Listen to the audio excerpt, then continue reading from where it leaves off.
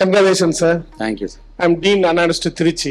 என்னுடைய கருத்தை எல்லா அகாடமிஷனும் ஒத்துக்குவாங்கன்னு நினைக்கிறேன். ஏன்னா எந்த பிஹெச்டி வைவாவிலையும் ஒரு ரிசர்ச் ஸ்காலர் வந்து ஃபர்ஸ்ட் வந்து இன்ட்ரோடக்ஷன் மட்டும்தான் ஓனா பேசுவாரு.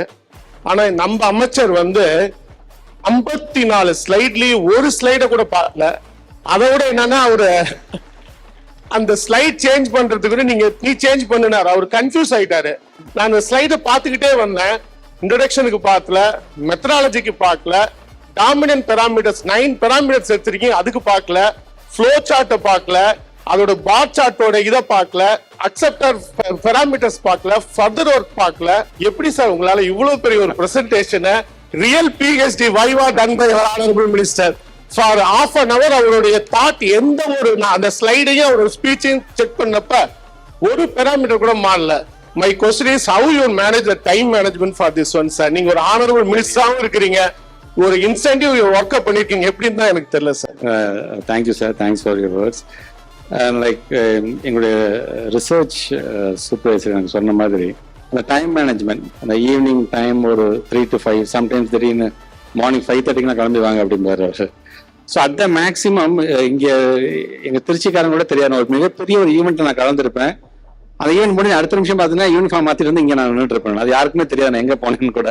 பட் இந்த 4 இயர்ஸ்க்கான அந்த டெடிகேஷன், அதான் சொன்னேன், dedication is more important than designation. அது அவர்கிட்ட சொல்லிட்டு தான் ரிசர்ச்சுக்கு வந்தேன். அட் எனி டைம் நீங்கள் எந்த ஒரு எதுவும் கன்வின்ஸ் ஆகிக்காம என்னை நீங்கள் கூப்பிடுங்க, நான் வரத்துக்கு ரெடியாக இருக்கேன். எனக்கு ஒரு பேஷனேட்டோட நான் பண்ணணும்னு ஆசைப்படுறேன் அப்படின்னு நான் சொன்னேன். அதனால தான் இங்கே இருக்கும்போது ஆல்மோஸ்ட் பார்த்தீங்கன்னா அந்த குழந்தைங்கள வந்து இந்த 4 இயர்ஸில் 6 months டைம் ஆஃப் இது நான் வந்து அவங்கள்ட்ட நான் ஸ்பெண்ட் பண்ணிட்டேன். அதை நான் செக்ஸட் ஏர்லியர் 3 months அவங்க கூட இந்த மாதிரி நிறைய லெக்சரிங் கொடுக்குறது, அவங்க கூட பேசுது. ஃபர்ஸ்ட் நான் மிங்கிள் ஆகும். நான் அவங்க பாட்டு உட்காந்து ஏதோ மினிஸ்டர் கூப்பிடாருப்பா வந்தேன்ப்பா போனேன்ப்பான்னு இல்லாமல் first of all they should mingle with me.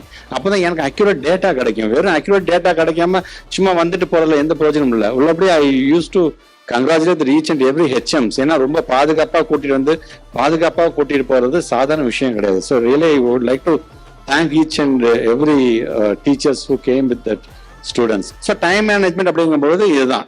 ஒவ்வொரு ஃபார் எக்ஸாம்பிள் ஒரு கிளாஸஸ்க்கு நாங்கள் வரும்போது ஒரே ஒரு ஃபிசிக்கல் ஆக்டிவிட்டி மட்டும் நாங்கள் எடுத்த கிளாஸஸும் இருக்குது. ஒரே நேரத்தில் 5 ஃபிசிக்கல் ஆக்டிவிட்டிஸ் நாங்கள் கொடுத்த கிளாஸஸும் இருக்குது. ஒரே நேரத்தில் 10 physical, more than 140 different kinds of physical ஆக்டிவிட்டியை நீங்கள் சொன்ன மாதிரி டைம் டிசிப்ளின் சொல்கிறோம் பார்த்தீங்கன்னா, அந்த டைம் டிசிப்ளின்லாம் எது கொடுத்துச்சுன்னு பார்த்தீங்கன்னா இந்த 4 வருஷத்துல ரிசர்ச்ல நான் கெயின் பண்ண நாலேஜ் எனக்கு கொடுத்துச்சு அப்படின்னு நான் பார்க்கிறேன்.